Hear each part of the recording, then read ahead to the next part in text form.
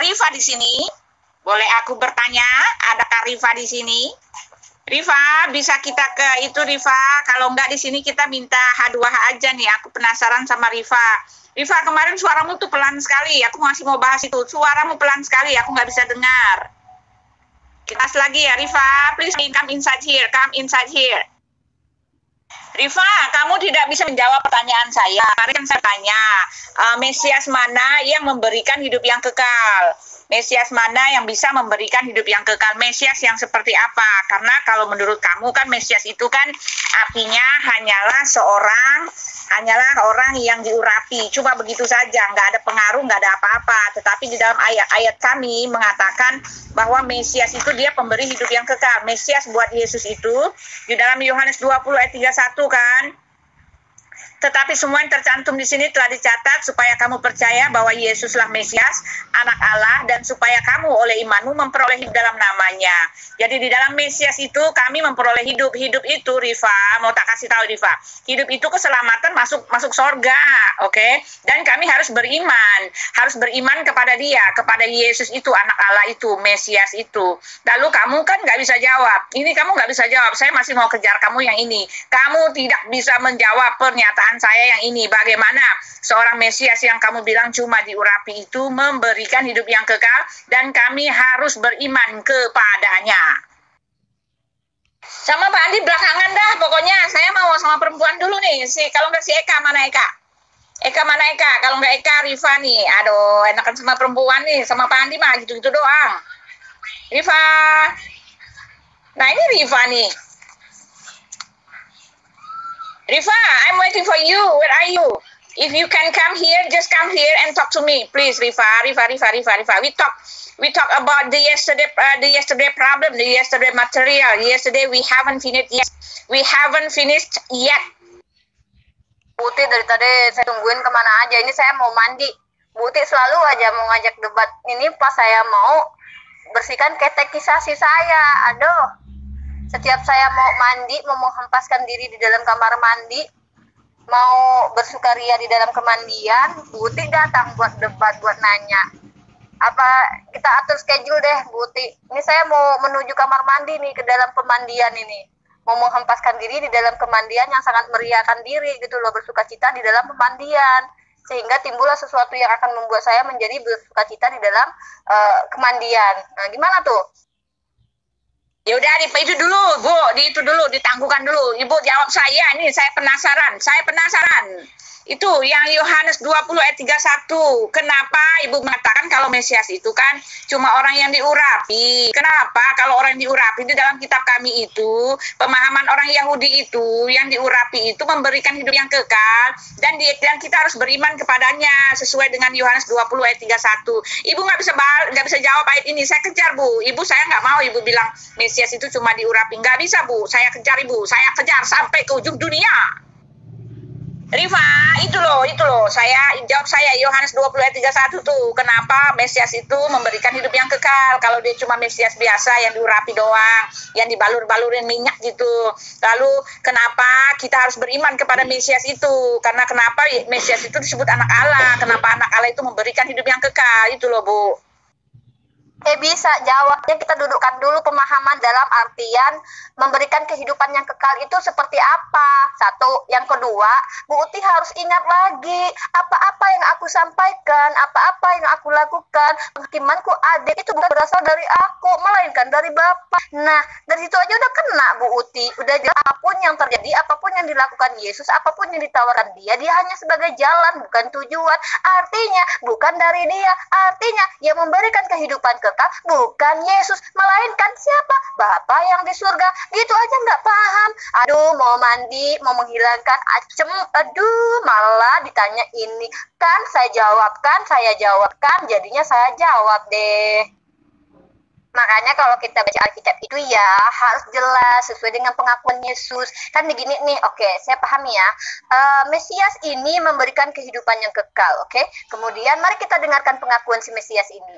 Apa yang datang kepada dariku, apa yang aku berikan, apa yang aku lakukan, pengadilanku adil, itu bukan berasal dari aku, melainkan dari Dia yang di surga.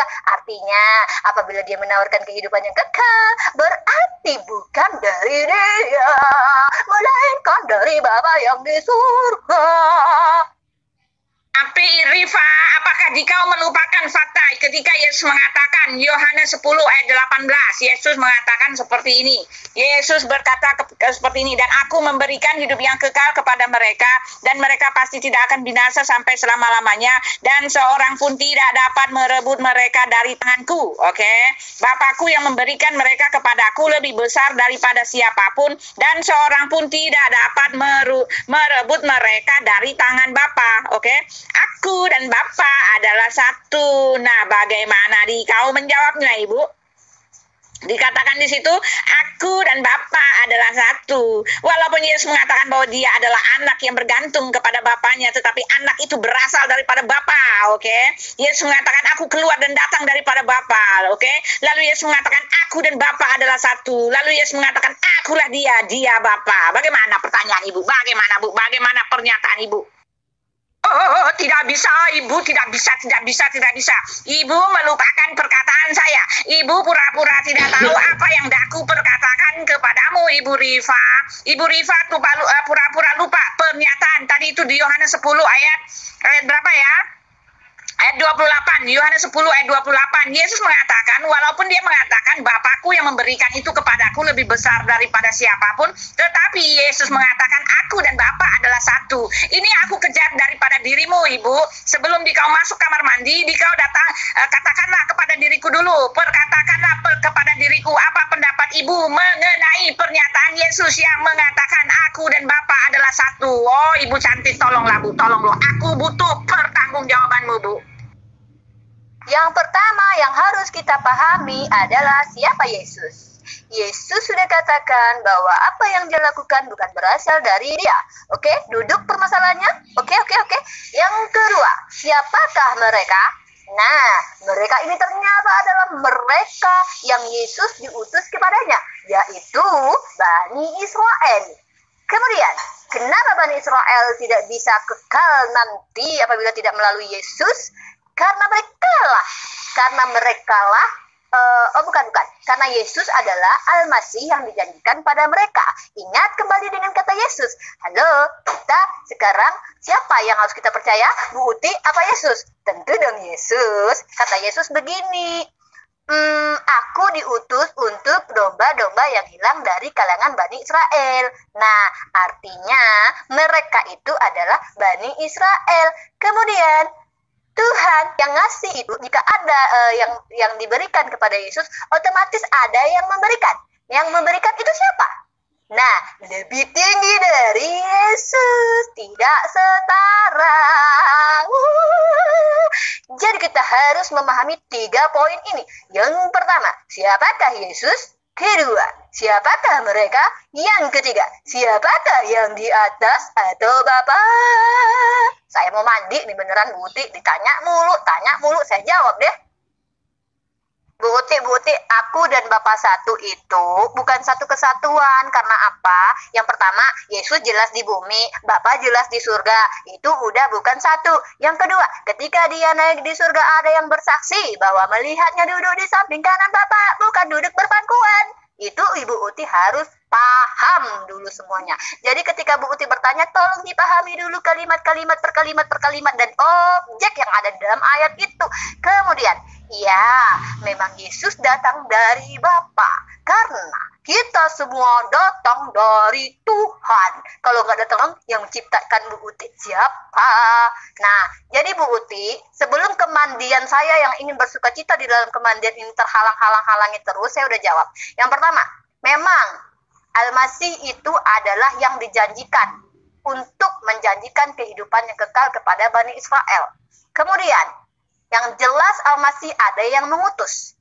Dan dia datang daripada Bapa. Dan tidak dinyatakan bahwa dia adalah Bapa, melainkan dia utusan Bapa. Kemudian, dikatakan, kenapa Al-Masih ini memberikan hidup yang kekal? Ya iyalah, kan Bapa yang kasih. Buktinya apa? Kan Yesus yang katakan, apa yang aku lakukan, apa yang aku hakimi adalah berasal dari Bapa. Artinya, bukan dari Yesus. Aku minum dari cawan ini, segala sesuatu yang terjadi adalah kehendakmu, bukan kehendak aku. Loh, kok gitu aja nggak bisa dipahami? Makanya itulah saya kalau membaca kitab itu, saya kontekstual dari Zabur, dari Torah, sampai ke kitab Lukas, Matius, Markus, dan bla bla bla bla. Jadi artinya kita tidak akan gagal paham. Karena di situ Yesus menyatakan bahwa dia adalah yang dijanjikan, yaitu Al-Masih. Al-Masih datang dari Bapa. Artinya ada Bapa, ada Al-Masih. Itu tidak satu kesatuan. Aku dan Bapa satu, artinya satu dalam ajaran. Buktinya, dia meminta kepada Tuhan agar menjadikan dia dengan murid menjadi satu. Berikanlah kemuliaan yang telah diberikan kepada aku, dan juga berikanlah kemuliaan itu kepada mereka. Artinya apa? Kemuliaan yang diberikan kepada Yesus juga diserahkan juga, dimintakan juga untuk muridnya. Apakah mereka juga Tuhan? Apakah mereka juga satu kesatuan? Seperti daging sosis, satu gitu?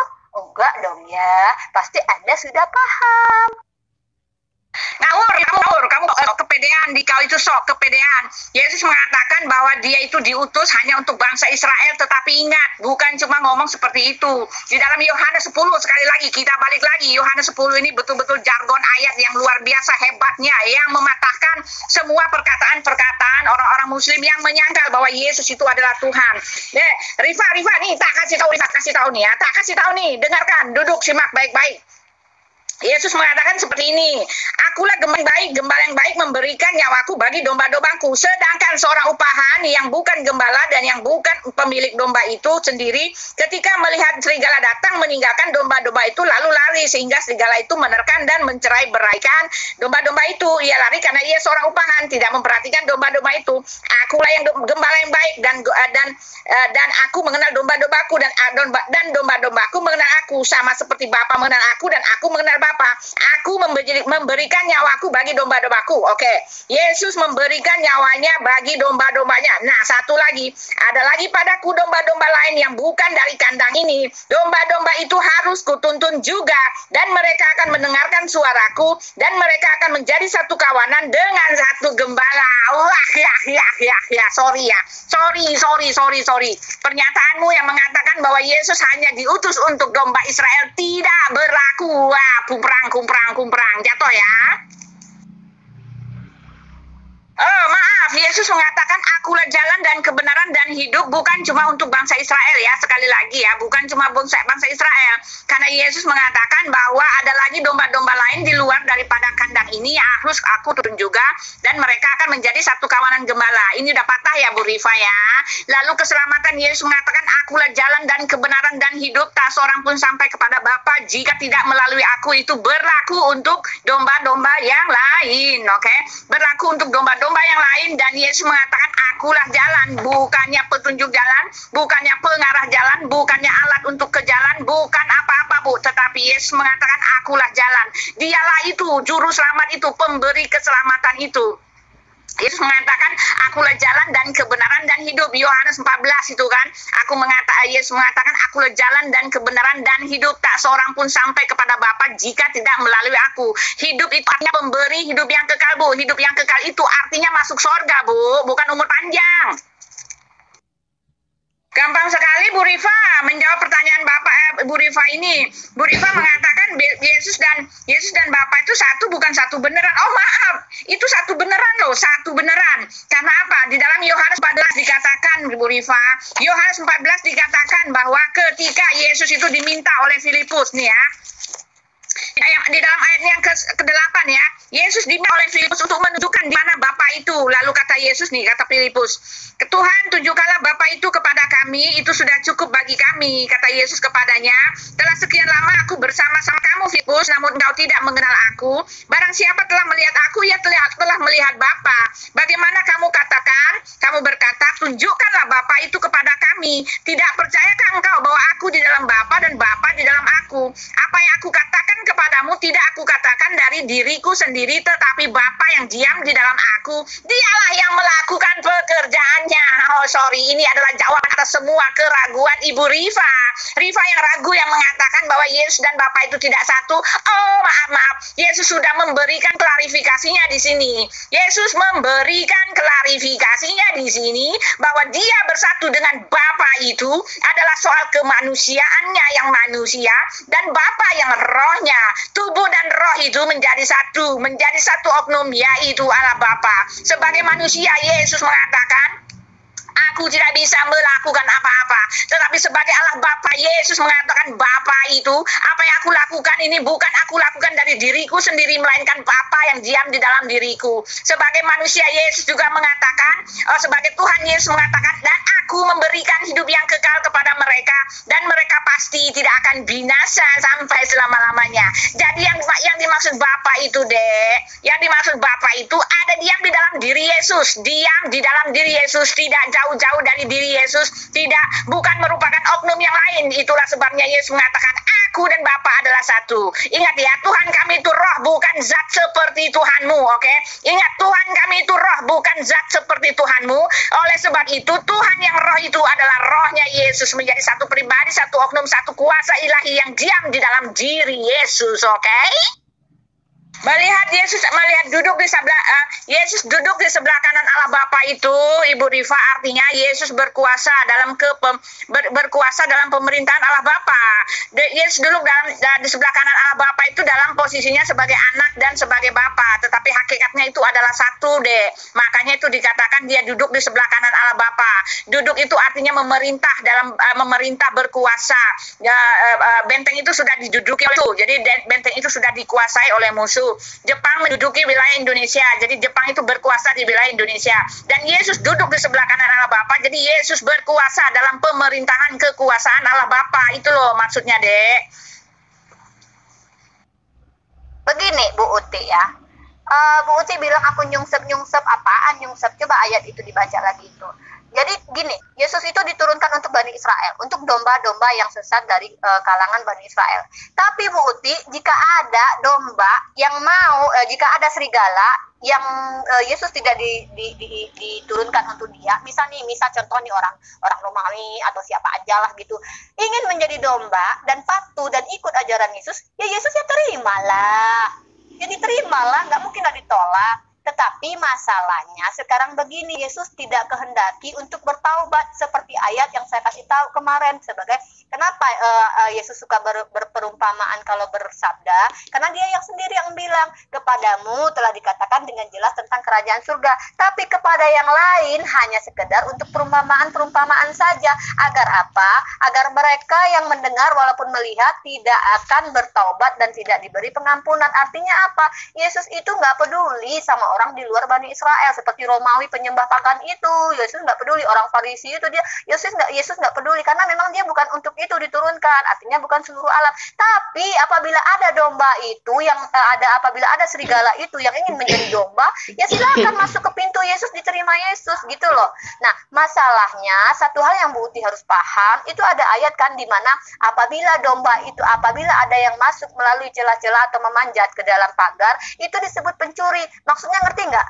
Mendengarkan sabda Yesus yang perumpamaan kemudian mentafsirkannya, maka itulah yang disebut dengan pencuri. Kenapa? Yesus mengatakan kata-kata yang jelas kepada siapa yang mengikutinya. Tetapi jika ada yang pada masa itu bertaubat, bukan Bani Israel, masuk ke pintunya Yesus, menerima Yesus, ya tentu saja lah Yesus tidak menolaknya. Tetapi apakah mungkin? Tidak, karena apa? Sebenarnya mereka tidak diinginkan pertaubatannya. Seperti ayat yang sudah saya kutipkan. Jadi semua harus kontekstual, harus dengan sepengakuan Yesus, bukan klaim pribadi atau klaim sendiri, gitu loh. Artinya Bu Uti menuduh Yesus bertindak konyol. Udah tahu ada Bapa di dalam dirinya, tapi dia minta tolong ke atas. Eli, Eli lama sabaktan. Bilang di dalam dirinya. Kalau emang di apaan gitu aja, permainan kata-kata aja Bu Uti nggak paham. Bu Uti hanya mengambil apa-apa yang sudah dicuri oleh domba-domba yang masuk dan memanjat ke dalam pagar. Apa itu? Wartawan-wartawan yang menyampaikan hal-hal perumpamaan-perumpamaan terus ditafsir gitu. Istilahnya mencuri-curi pendengaran Yesus dengan muridnya. Padahal mereka sama sekali bukan orang yang dituju Yesus. Gitu aja nggak paham. Nyungsep Anda. Mulai dari ayat pertama yang dilemparkan ke saya hingga ayat seterusnya dan ayat seterusnya hanyalah ada asumsi, penafsiran tidak sesuai dengan teks yang terjadi, Bu Uti. Itulah yang saya bisa nilai dari Bu Uti. Kemudian Bu Uti bilang sudah jelas-jelas dikatakan Yesus duduk di kanan Bapa, tidak berpangkuan, tidak menyatu. duduk di kanan Bapak, berarti ada yang di sampingnya lagi gitu, berarti itu adalah Bapak gitu. Terus Bu Uti bilang, oh dia berkuasa. Ingat enggak ketika ada seorang wanita yang berkata kepada dia, bisakah kamu menjadikan anakku duduk di samping kamu? Lalu Yesus berkata apa? Oh, masalah duduk-menuduk itu bukan urusan saya, itu adalah Bapak yang punya urusan. Itu yang dimaksud dengan berkuasa. Tidak ada berkata seperti itu. Ada lagi domba-domba lain yang bukan berasal dari kandang ini. Itu adalah perkiraanmu sendiri. Itu adalah ngelesologinya di kau sendiri, Ibu Rifa. Yesus mengatakan ada lagi domba-domba yang lain yang bukan berasal dari kandang ini. Lalu Yesus mengatakan begitu besar kasih Allah akan dunia ini. Itu berkata untuk orang-orang di luar bangsa Israel.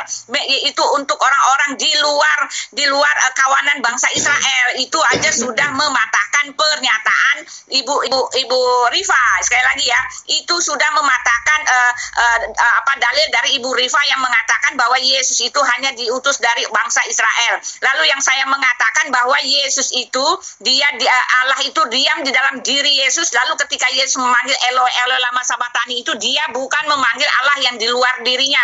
Karena itu ketika itu Yesus ada dalam penyalipan dan dia sedang menubuatkan atau dia sedang menggenapi nubuat yang ditulis untuk dia, yaitu ya Allahku, mengapa engkau meninggalkan aku, yang ditulis oleh Raja Daud. Jadi Yesus sedang menggenapi ayat itu, maka disebutlah oleh Yesus Eli Eli lama sabatani. Dan untuk Yesus sendiri, Allah tidak pernah meninggalkan Yesus. Yesus bahkan mengatakan bahwa Elohim itu tidak pernah meninggalkan Yesus, dan Yesus sebetulnya dia mati itu adalah urusannya sendiri, adalah kemauannya sendiri, adalah kehendaknya sendiri. Yesus mengatakan, dan aku memberikan nyawaku untuk menerimanya kembali, tak seorang pun mengambilnya daripadaku, melainkan aku memberikannya menurut kehendakku sendiri. Nah itu dia. Jadi nyawa Yesus itu tidak pernah diambil oleh siapapun. Elohim juga tidak pernah meninggalkan Yesus, dan Yesus mati itu adalah dalam konteksnya sedang menebus dosa, mematikan kuasa dosa.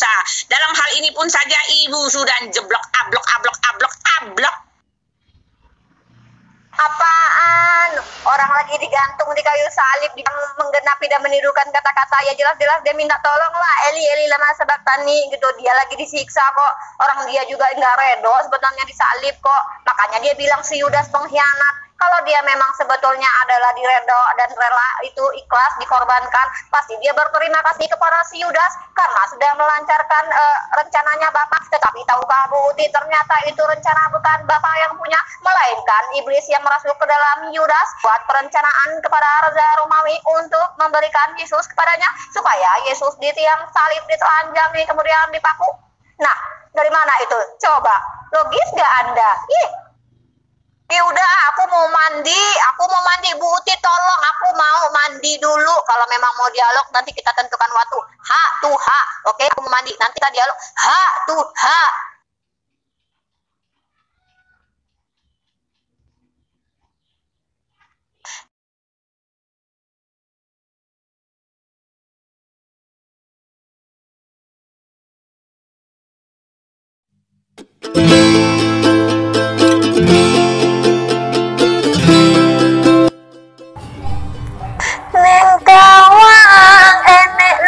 Kange cahayu aku ngenteni awakmu